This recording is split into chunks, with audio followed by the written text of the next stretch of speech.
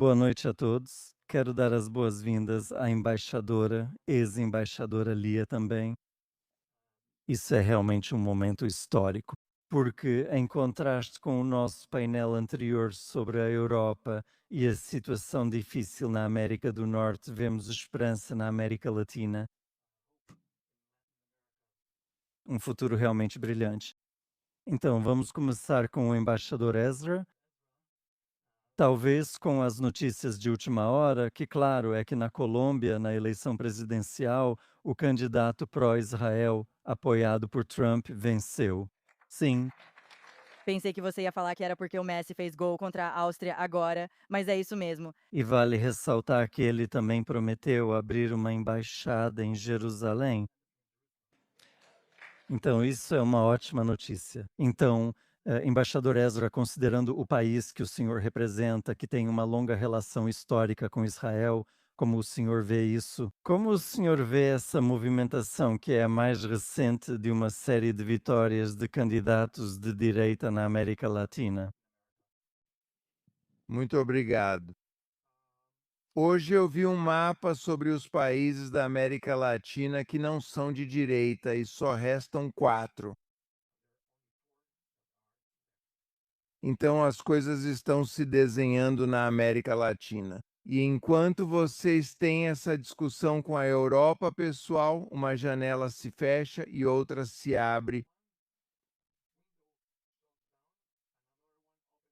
Venham para a América Latina.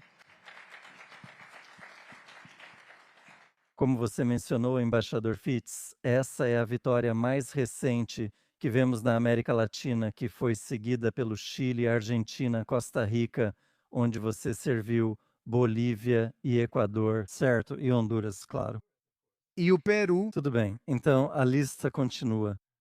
E também mais uma notícia de última hora é que a Fundação Gênesis, da qual você está diretamente envolvido, e a Fundação Aliados de Israel vão realizar uma conferência histórica na próxima semana na Argentina, com a presença do presidente Milei e do principal candidato à presidência do Brasil.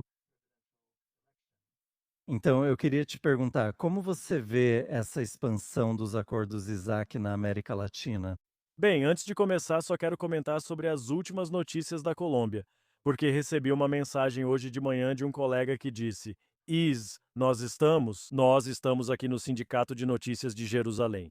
E ele me disse em espanhol que promete que no dia 7 de agosto, às 17h, vamos restabelecer relações com Israel. Então, essa é uma data muito específica, e essa data é o dia da posse do novo presidente eleito. Isso é incrível. Como mencionamos, é provável que também ouçam um anúncio sobre a transferência da embaixada para a nossa capital eterna, o que é fenomenal. A Colômbia é só o mais recente de vários movimentos que, como você disse, têm ocorrido na América Latina. É o arcabouço dos acordos Isaac. É o que estamos tentando, o que almejamos e para o que nós da Aforia temos trabalhado, que a América Latina escolha Israel. Não porque dizem para fazer, nem por obrigação, mas por vontade, ao enxergar valores, prosperidade e segurança compartilhados, além de uma relação mutuamente benéfica entre Israel e a América Latina. E estamos fazendo isso em todos os níveis, de governo para governo, de legislativo para legislativo. O que você mencionou é nossa ação com a Fundação Aliados de Israel, trazendo 11 legislativos da América Latina a Buenos Aires no fim desta semana para assinar uma declaração de princípios compartilhados. Já fizemos isso com o Brasil. Então, o Brasil, onde hoje temos um executivo muito negativo, espero que isso mude em outubro, mas lá temos um executivo muito negativo. Trabalhamos com o legislativo que possui um mapa mundial para aprofundar relações com Israel nos próximos 9 meses. Queremos fazer isso em toda a região e de povo para povo.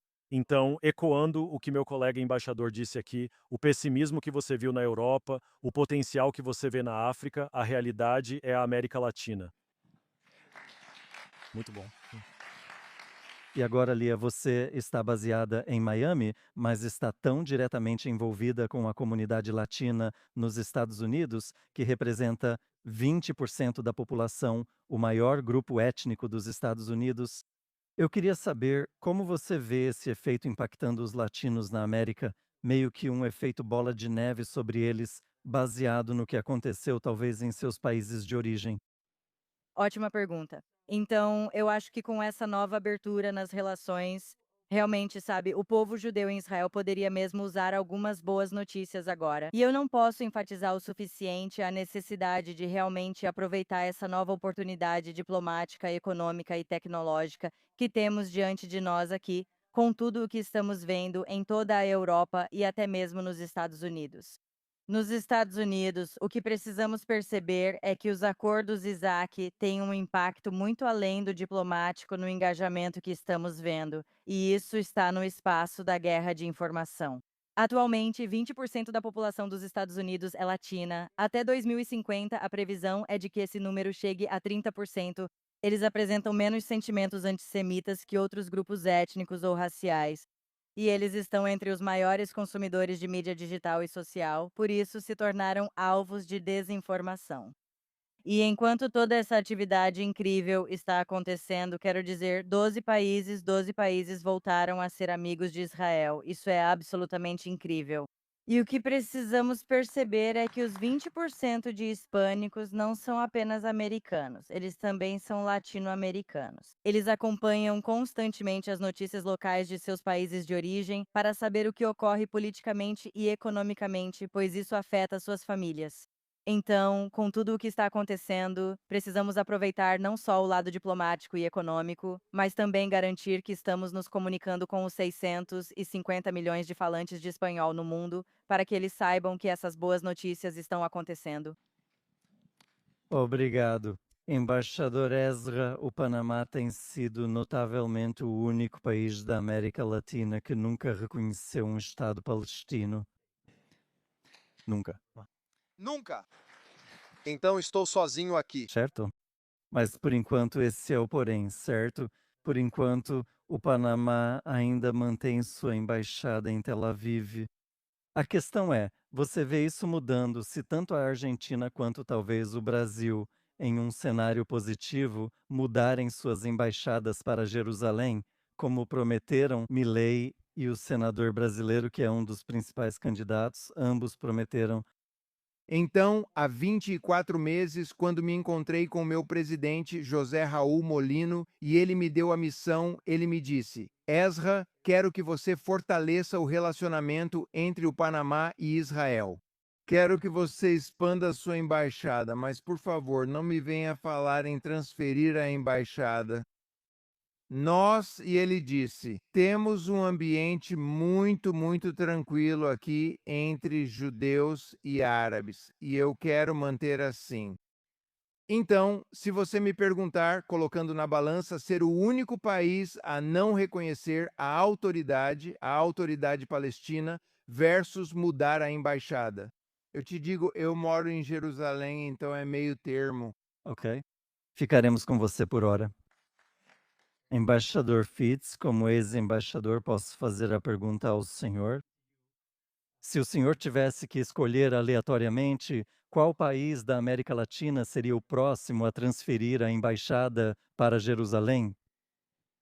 Bem, tivemos a nova presidente da Costa Rica, Laura Fernandes, que disse que vai transferir a embaixada. Tivemos o presidente eleito da Colômbia, que disse que vai transferir a embaixada. Provavelmente escolheria um desses dois.